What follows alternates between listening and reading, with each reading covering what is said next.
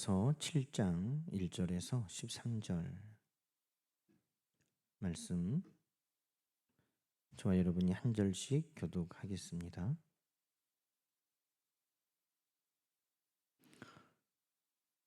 형제들아, 내가 법 아는 자들에게 말하노니 너희는 그 법이 사람이 살 동안만 그를 주관하는 줄 알지 못하느냐. 남편 있는 여인이 그 남편 생전에는 법으로 그에게 매임받으나 만일 그 남편이 죽으면 남편의 법에서 벗어나느니라. 그러므로 만일 그 남편 생전에 다른 남자에게 가면 음녀라. 그러나 만일 남편이 죽으면 그 법에서 자유롭게 되나니 다른 남자에게 갈지라도 음녀가 되지 아니하느니라.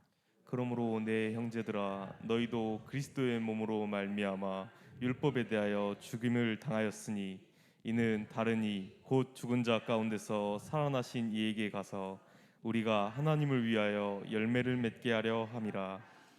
우리가 육신에 있을 때에는 율법으로 말미암는 죄의 정욕이 우리 지체 중에서 역사하여 우리로 사망을 위하여 열매를 맺게 하였더니 이제는 우리가 얽매였던 것에 대하여 죽었으므로 율법에서 벗어났으니 이러므로 우리가 영의 새로운 것으로 섬길 것이요 율법 조문의 묵은 것으로 아니할지니라. 그런즉 우리가 무슨 말을 하리요? 율법이 죄냐? 그럴 수 없느니라. 율법으로 말미암지 않고는 내가 죄를 알지 못하였으니 곧 율법이 탐내지 말라 하지 아니하였더라면 내가 탐심을 알지 못하였으리라. 그러나 제가 기회를 타서 계명으로 말미암아 내 속에서 온갖 탐심을 이루었나니 이는 율법이 없으면 죄가 죽은 것임이라. 전에 율법을 깨닫지 못할 때에는 내가 살았더니 계명이 이름에 죄는 살아나고 나는 죽었도다. 생명에 이르게 할 그 계명이 내게 대하여 도리어 사망에 이르게 하는 것이 되었도다. 제가 기회를 타서 계명으로 말미암아 나를 속이고 그것으로 나를 죽였는지라. 이로 보건대 율법은 거룩하고 계명도 거룩하고 의로우며 선하도다. 그런즉 선한 것이 내게 사망이 되었느냐? 그럴 수 없느니라. 오직 죄가 죄로 드러나기 위하여 선한 그것으로 말미암아 나를 죽게 만들었으니 이는 계명으로 말미암아 죄로 심히 죄 되게 하려 함이라. 아멘. 할렐루야. 오늘 하나님 우리와 함께 하시는 복되고 좋은 날 또 예배 자리에 우리를 하나님께서 인도해 주신 것을 감사를 드립니다. 비가 좀 많이 왔으면 좋겠는데 비가 많이 오면 또 우리 성도님들 교회 오는데 지장이 있을까 그 염려도 되고 집에 다 안전하게 돌아가시면 비가 좀 많이 왔으면 좋겠어요. 네.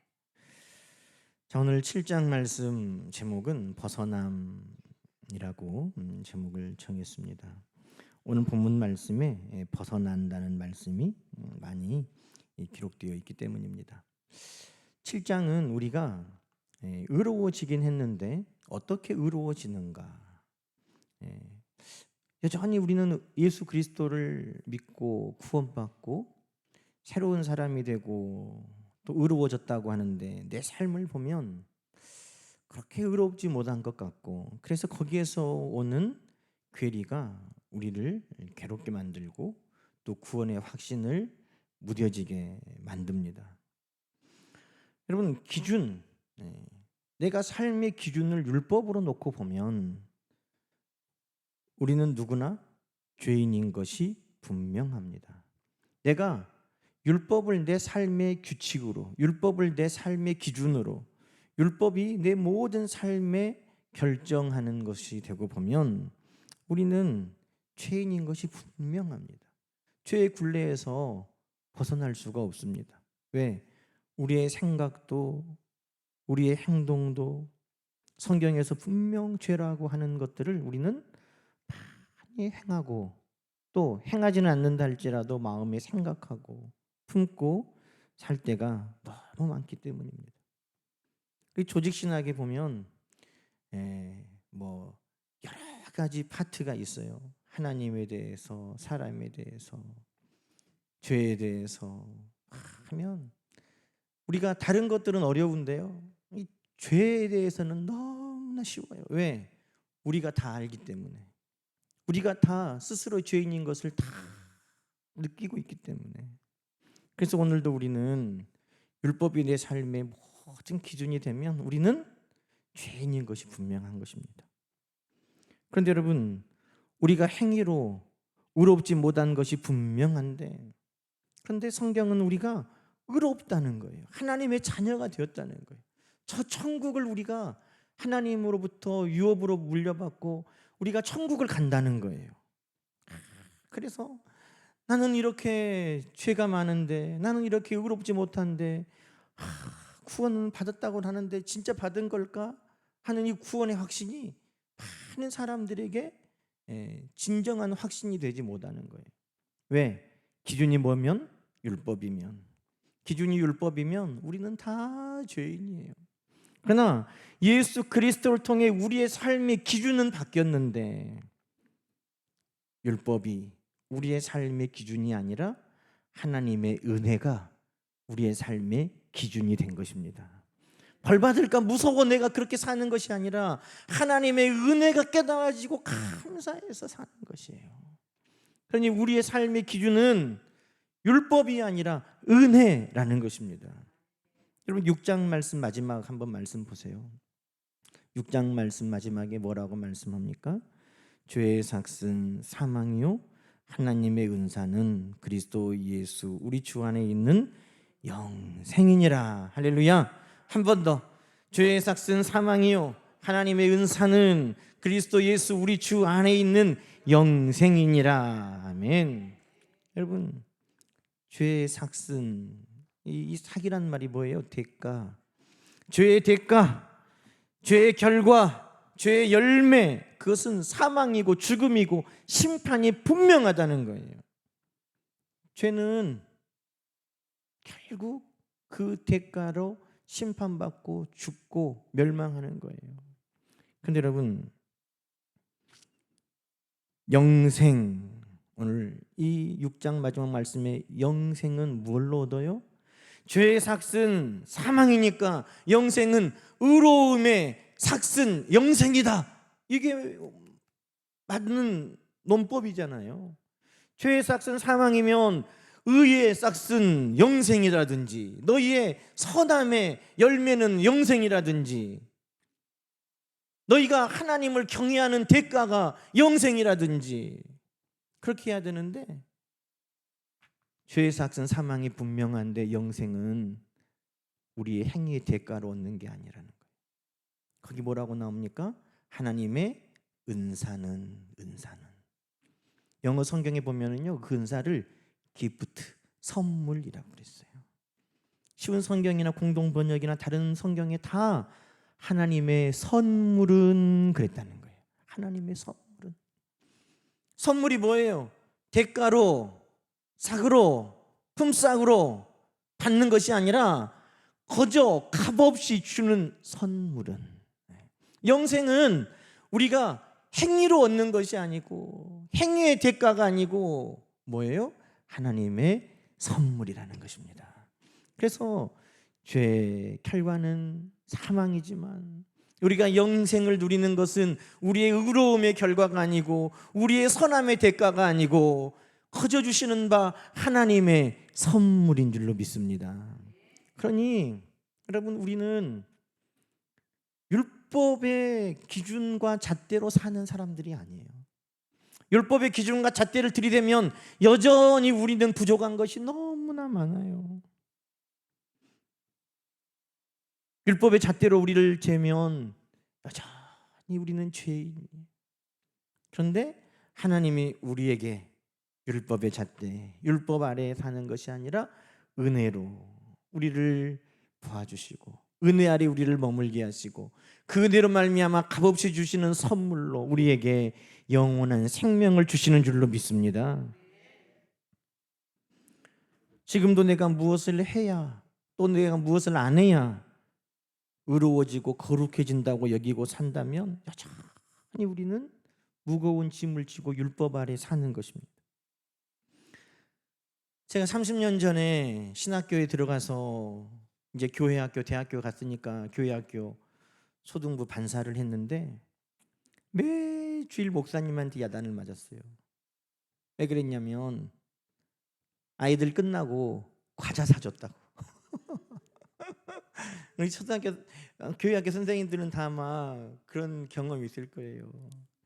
아이들 말 잘 듣고 성경 공부 끝나고 아이들 집에 갈 때 선생님 이렇게 하면 얼마나 이뻐요. 그러면 교회 또 바로 앞에가 슈퍼가 있었어요. 교회 바로 앞에가 이렇게. 그러면 애들이 참새방앗간이잖아요. 끝나면 거기 애들이 다 기웃기웃하고 선생님 그러면 아이고 사줘야 돼요, 안 사줘야 돼요?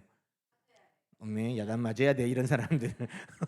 다 이제 목사님이 딱 보고 계시다가 거기서 나오잖아. 그럼 부르는 거야. 주일날 돈 쓴다고.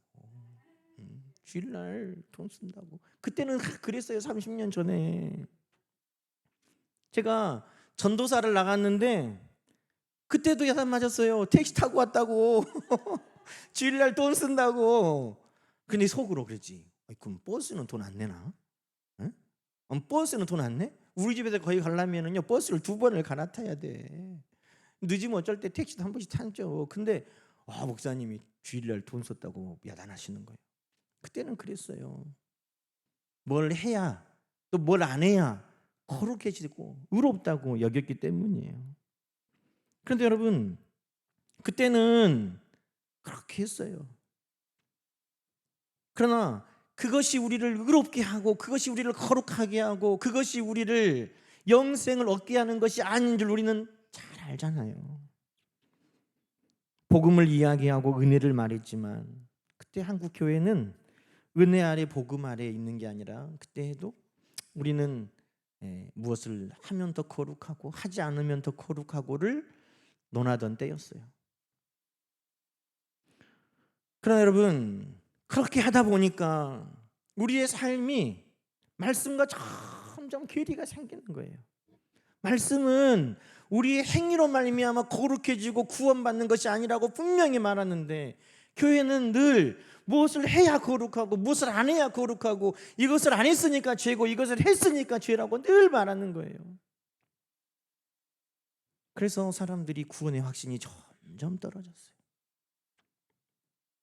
우리 항장로님이 저한테 전화를 하셨어. 목사님 다른 교회 성도님들하고 이렇게 이야기를 하면서 당신 구원 확신이 있습니까? 이렇게 물어보면 구원의 확신이 없는 사람들이 너무 많아서 마음이 아프시다는 거예요. 그래서 목사님 우리 교우들도 혹시 그럴 줄 모르니까 우리 교우들에게도 구원의 확신에 대해서 꼭 말씀해 주라고. 우리 장로님이 그 마음이 너무 아프셨다는 거예요. 여러분 왜 그런 것이 일어난 거예요? 성경은 이제는 율법 아래 우리가 있는 것이 아니라 복음 아래 있다고 말하는데 교회에서는 그렇게 가르치지 않았다는 거예요. 이거를 해야 거룩해지고 의로워지고 이것을 안 해야 거룩하고 의롭다고 끊임없이 성도들에게 가르쳤어요. 그러니까 율법 아래 여전히 우리의 삶이 매여 있게 된 것입니다. 죄의 무거운 짐에서 우리 주님은 자유롭게 해주기 위해 오셨는데 수고하고 무거운 짐진 자들아 다 내게로 오라 내가 너희를 쉬게 하리라 할 때 그 무거운 짐은 나그네가 지고 가는 짐보따리를 말하는 것이 아니라 유대인들이 바리새인들이 종교 지도자들이 많은 백성들에게 무겁게 얹어 놓았던 그 율법의 짐이었다는 거예요. 여전히 그들에게도 666개 632개의 법조문을 가져다가 이것은 해야 되고 이것은 하지 말아야 되고. 여러분 그것이 한국 교회도 많은 부분 비슷하게 있었다는 거예요. 우리 주님이 우리에게 멍에를 매게 하시려고 오신 분이 아니고 우리 주님은 우리에게 자유를 주시고 쉼을 주기 위해 오신 분임을 성경은 말씀하고 계시다는 겁니다. 진리를 알지니 진리가 너희를 자유하게 하리라. 아니 자유라니 우리는 남의 종된 일이 없거늘 우리에게 무슨 자유를 말하느냐? 바리새인들이 그렇게 이야기했다는 거예요. 그런데 여러분 오늘 우리도 자유인이라고 느리지만 그러나 율법 아래 죄 아래 총되었던 삶을 벗어나지 못하고 있다면 오늘 그 모든 것에서부터 벗어나는 역사가 여러분께 있기를 주의 이름으로 축원합니다. 율법의 정죄로부터 자유함을 얻어야 돼요. 죄에 매여 있는 그 구속으로부터 우리는 자유함을 얻어야 되는 것입니다. 그것을 바울이 다시 강조하는 것이 오늘 7장의 말씀이에요. 우리가 죄가 이제 더 이상 우리에게 주인 노릇하지 못하고 은혜가 우리에게 이제 왔는데, 율법이 이제 우리의 모든 기준이 아니라 복음이 은혜가 우리의 기준이 되는 삶인데, 우리가 거룩해지는 것은 무엇을 하고 안 하고의 문제가 아니라 이제는 우리 기준이 바뀌었다는 거예요. 율법의 기준으로 재면 여전히 죄인이지만 이제 율법이 우리의 삶의 기준이 아니라 하나님의 은혜, 복음이라고 말하고 있습니다. 그것을 사도 바울이 남편에게 매였다가 남편이 죽은 아내 그 이야기를 예를 들어서 하고 있어요. 저는 이 말씀을 계속 묵상하면서 와닿질 않아. 내 아내가 내가 죽었다고 벗어났다고 좋아할 것 같질 않아. 근데 사도 바울은 아내가 남편이 죽었으니까 거기서 벗어났다고 막 이렇게 예를 들어놨잖아요. 나 언짢더라고 이 말을 보면서. 왜 하필 그런 예를 들었냐 이 말이에요. 요즘에 남편들에게 벗어나는 이야기 여자들 많이 하잖아요. 동창회 갔더니 남편 없는 동창이 제일 행복하게 보인다는 거 아니에요. 뭐 그런 이야기가 넘쳐나는데 성경에서도 세상에 아내가 자유를 얻었는데 남편이 죽어서 남편에게 벗어난 자유를 이야기하니까 아니 남편들이 갈 데가 없어. 응? 너무 언짢네. 마음이 안 좋아. 응? 우리 홍 집사님 마음이 안 좋죠? 마음이 안 좋더라고요. 어떤 목사님이 새 가족이 왔는데 여자분이 엄청 밝더래요. 밝고 명랑하고 행복하게 기뻐하면서 교회를 열심히 섬기는 거예요. 예배도 모범이적이고 엄청 참 귀감이 된다. 그런데 어느 날 이제 교역자들이 식사 초대를 받아서 갔더니 그분인 거예요. 그래서 목사님 이제 식사하면서 이것저것 물어보다가 내 남편분은 뭐 하시냐고 그랬더니 그 여자분이 그랬다는 거예요. 30년 전에 사별했다고. 그래서 성령이 함께 계셔서 행복한 거냐 남편이 없어서 행복한 거냐. 교육자들이 돌아오면서 씁쓸했다는 말을 들었어요. 그래서 나 이 이야기 더 안 하려고 남편 이야기 다른 예를 드려야 되겠어요. 뭐 남편이 없는 이야기. 내가 사도 바울 선생님이 결혼했으면 내가 이 말을 내가 수긍하려고 그랬어요. 그런데 사도 바울 선생님은 결혼도 안 했잖아. 자기 부인도 없으면서 이렇게 남편 죽은 아내가 자유롭다 이렇게 하면 남편들은 뭐가 되겠어요. 천국 가면 따져봐야 되겠어. 장가도 안 가신 분이 이렇게 하면 안 되지. 자, 그래서 제가 이 시대에 정말 극적인 인생의 변화를 겪은 사람들은 누굴까? 그 당시에는 남편에게 매여 있다가 벗어나는 것이 여자의 인생의 가장 극적인 변화였다는 거예요. 그래서 이 예를 쓴 거예요.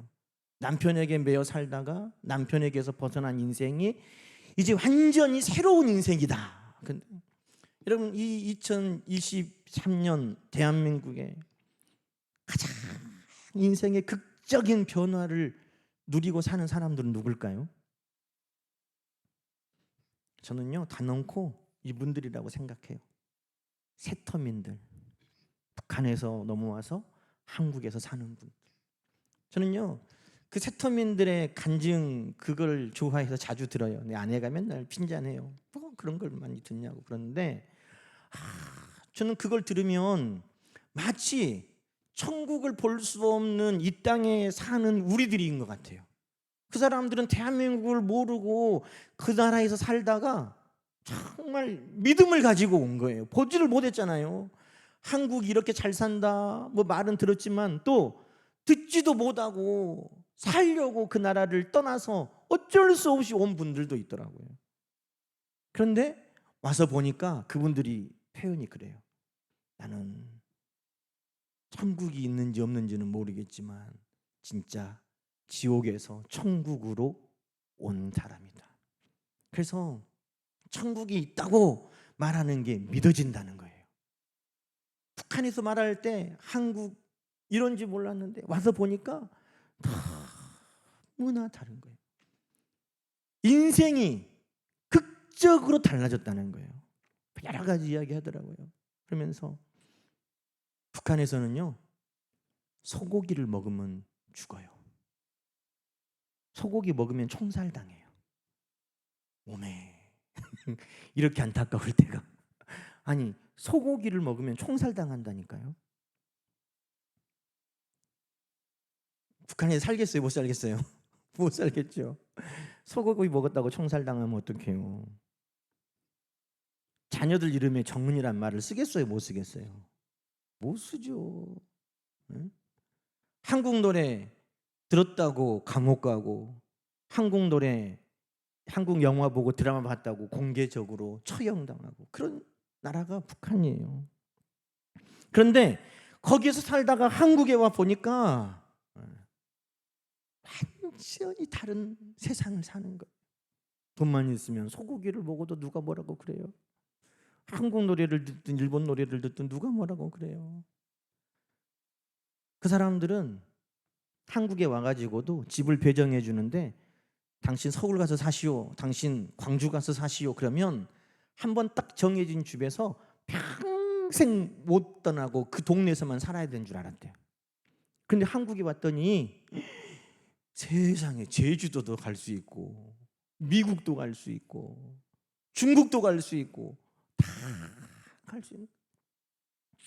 그 사람들이 와, 천국이 있다면 이런 곳인가 보다 하고 인생의 극적인 변화를 누리고 있다는 겁니다. 자, 그런데 여러분 보세요. 생각해 보세요.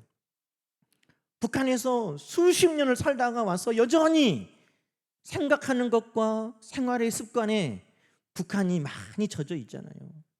자, 몸은 한국에 넘어왔는데 여전히 북한의 법과 규칙을 따라, 생활 습관을 따라 살고 있다면 얼마나 불행하고 얼마나 어리석은 겁니까? 소고기 마음대로 먹을 수 있는데 북한에서 총살이라니까 그것이 두려워서 못 먹었던 것 때문에 지금도 못 먹고 살면 얼마나 어리석은 거예요. 여기저기 다 다닐 수 있는데 북한에서는 아무 데도 못 가면서 살았으니까 여기 와서도 꼼짝 안 하고 그 집에만 머물러 있다면 얼마나 어리석은 겁니까? 그것이 바로 오늘 율법 아래에 매여 있다가 은혜로 우리가 자유함을 얻었는데 여전히 율법 아래에 사는 그 어리석음을 바울이 지적하고 있다는 것입니다. 세상이 바뀌었어요. 북한에서 더 이상 살던 사람이 아니에요. 이제는 남한으로, 대한민국으로 왔어요. 세상이 바뀌었다는 것은 법이 바뀌었어요. 남한 노래 들어도 처벌 안 돼요. 소고기 먹어도 총살 안 당해요. 이제는 세상이 바뀌었어요. 법이 바뀌었어요. 오늘 우리들의 예수 그리스도를 통해 누리는 인생의 변화가 이것보다 못하단 말입니까? 예수 그리스도를 믿고 누리는 내 인생의 변화가 이거보다 더 극적이지 않다는 말입니까? 여전히 과거의 율법에 매여 있고 여전히 이 생활에 얽매여서 우리가 살아가고 있냐 이 말이에요. 북한에서 여기 넘어오는 것도 인생이 지옥에서 천국으로 변화되는 것을 누리고 있는데 예수 없는 인생을 살다가 예수 만난 인생을 살고 율법 아래 조욕 노릇하던 우리 인생이 은혜 아래 사는 인생이 되었는데 이것이 얼마나 극적인 변화냐 이 말이에요. 그런데 여전히 내가 무엇을 해고 안 하고 때문에 내가 죄인이고 아니고에 매여 살고 있느냐 이 말이에요. 바울이 그럴 수 없다. 그럴 수 없다. 남편이 있다가 남편이 죽으면 그 여자의 인생이 새로워지는데 오늘 북한에 있다가 남한만 와도 그 인생이 새로워지는데 예수 그리스도를 만난 우리 인생은 얼마나 새로워지겠느냐는 것입니다. 여러분, 율법이 우리의 삶에 죄를 정죄하는 기준이 아니에요. 오늘 우리에게는 예수 그리스도를 통해 주신 하나님의 은혜가 우리를 규정하는 새로운 기준이요 법인 것을 여러분 기억하시기 바랍니다. 그래서 이제는 우리는 율법으로 살아가는 거예요. 그러니까 구원 받았느냐, 하나님 나라를 유업을 얻었느냐, 내가 천국 가느냐 하는 것도 율법의 잣대로 우리를 재는 게 아니에요. 은혜로 우리를 재는 거예요. 예수 그리스도 안에 있는 복음으로 말미암아 우리를 재는 것입니다. 이제는 율법의 죄가 아니에요. 여러분, 북한 법이 이곳에 넘어온 사람들한테 통합니까? 안 통하잖아요. 오늘 우리가 예수 그리스도를 믿고 새로운 삶으로 나아갔는데 옛날 법이 우리를 얽매일 수 있습니까? 그럴 수 없다는 거예요. 그러니 이제는 우리는 새로워졌다. 남편이 죽었다. 법이 죽었다. 율법이 죽었다. 이제는 새로운 법, 은혜의 법으로 우리는 살아간다는 것입니다. 여러분, 오늘 그래서 6장 말씀에 7장 4절 말씀 우리가 마지막 결론으로 다시 보십시다. 7장 4절에 뭐라고 말합니까? 내 형제들아, 너희도 그리스도의 몸으로 말미암아 율법에 대하여 죽임을 당하였으니 이는 다른 이 곧 죽은 자 가운데서 살아나신 이에게 가서 우리가 하나님을 위하여 열매를 맺게 하려 함이라. 더 이상 그 법은 우리에게 죽은 법이에요. 우리도 더 이상 그 법 아래 살지 않아요. 이제는 예수 아래 살고 하나님의 은혜 아래 사는 우리 모두가 됨을 여러분 기억하시기 바랍니다. 그래서 하나님이 우리에게 주신 그 은혜로 말미암아 우리는 하나님을 위한 열매를 맺어가는 것입니다. 죄의 죄의 그 열매를 맺어가는 게 아니에요. 하나님이 우리에게 은혜로 주신 그 열매를 이제 우리는 맺어가는 새로운 삶이 되었음을 여러분 기억하시기 바랍니다. 우리의 인생은 달라졌어요. 극적으로 달라졌어요. 기억하시기 바랍니다.